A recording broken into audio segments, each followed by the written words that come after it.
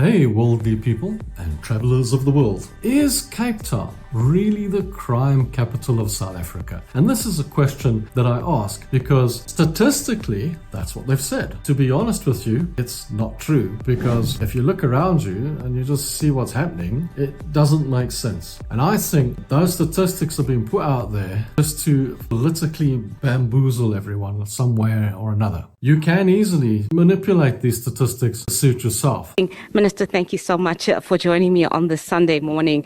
Big numbers, you're talking about almost 500,000 suspects that have been arrested in your Operation Shinyela since last year. How did you manage that? To be exact, it's 551,000 people in 11 months. That's 500,000, more than 500,000 people. This is not just the numbers that have been there, it's above the numbers that have been arrested before that, for the fact that correctional services are 44% overpopulated before these figures. Let's have a look at what kind of things will make a crime capital of South Africa. With the guys at my side, we were the most powerful criminal organization in Cohort.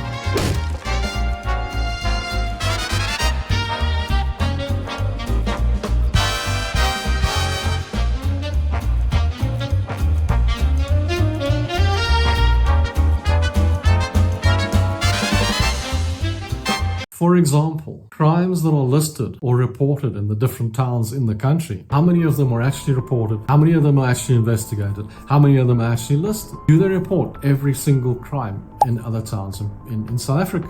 The question that I look at is, if you're looking at just the statistics, if you come to Cape Town, Cape Town is well run, it's well looked after, and everything is working. So all the crimes that are reported are listed and they're put onto the agenda and they're sent out there and it's on the system. Whereas Pretoria or Joburg, for example, seems to be really badly run. The roads have got potholes, the traffic lights are not working, things are just rubbish lying everywhere and that sort of thing. And how do you think that when people report crimes, if they even bother to because it's just a mess, that those things are actually done properly or put on the statistics? That's probably not. So I look at these things and I say, I'm not going to look at statistics to say that crime is bigger in Cape Town than it is in other towns. I'm going to look around me and see what's happening in the world. And all you have to look at to prove my point is the semigration from the north of South Africa down to Cape Town. The amount of people that are moving to Cape Town on a monthly basis, the regular amount of people, and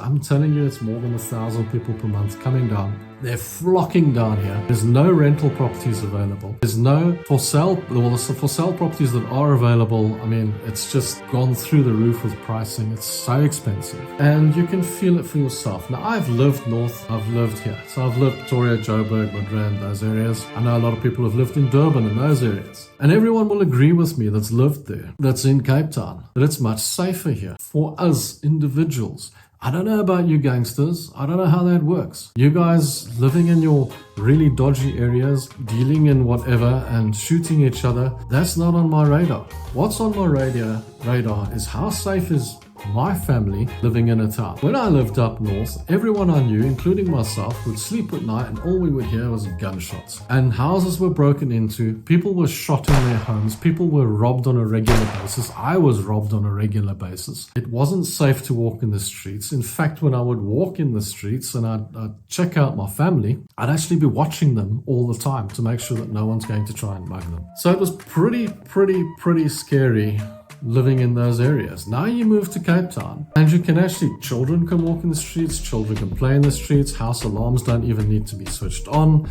The crime rate here, as far as living in your homes go, walking in the street or getting mugged and that sort of thing, is pretty similar to anywhere in Europe. It's not out of hand, but if you look north of Cape Town in South Africa, the crime is completely unacceptable. It's at unacceptable levels. It's scary to walk in the streets, whereas in Cape Town you can literally walk in the street and be assured that you'll get to the other side in one piece. Isn't that amazing? You can actually walk from here to there and get there in one piece. So I'm not going to go with statistics. I'm going to go on the basis of the property prices in Cape Town. The people feel safe walking around here.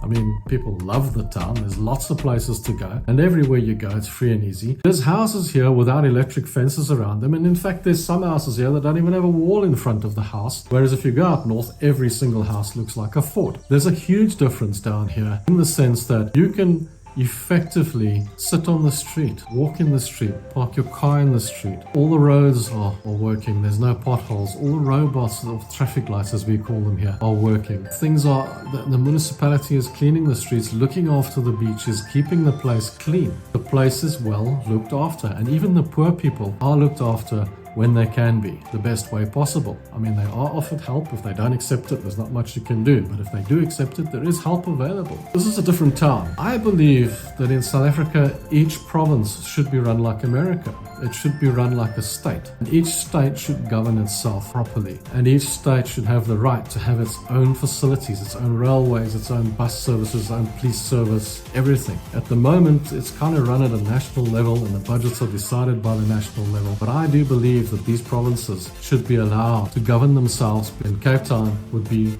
in my opinion, one of the best places in Africa to live. A bit like Monaco or a bit like Dubai. If it was self-governed, it would be so much of a better place to live. With that, the elections are coming soon. We need some change. Guys, thanks for watching, and I'm sure you'll comment, and I'm sure you'll like and dislike this video. It's very controversial, but it's out there. And I'm putting it out there because I believe that the crime in Cape Town is not the worst in South Africa. I believe that is north of Cape Town. I believe Cape Town has probably, in reality, got the least crime in Cape Town, and it's the safest place to live. And it's safe for all you holidaymakers that want to come here. And when you come here, like my last video said, you can spend $100 and it'll go far. So don't forget to watch the last video. Thanks for watching, guys. Till next time. Bye.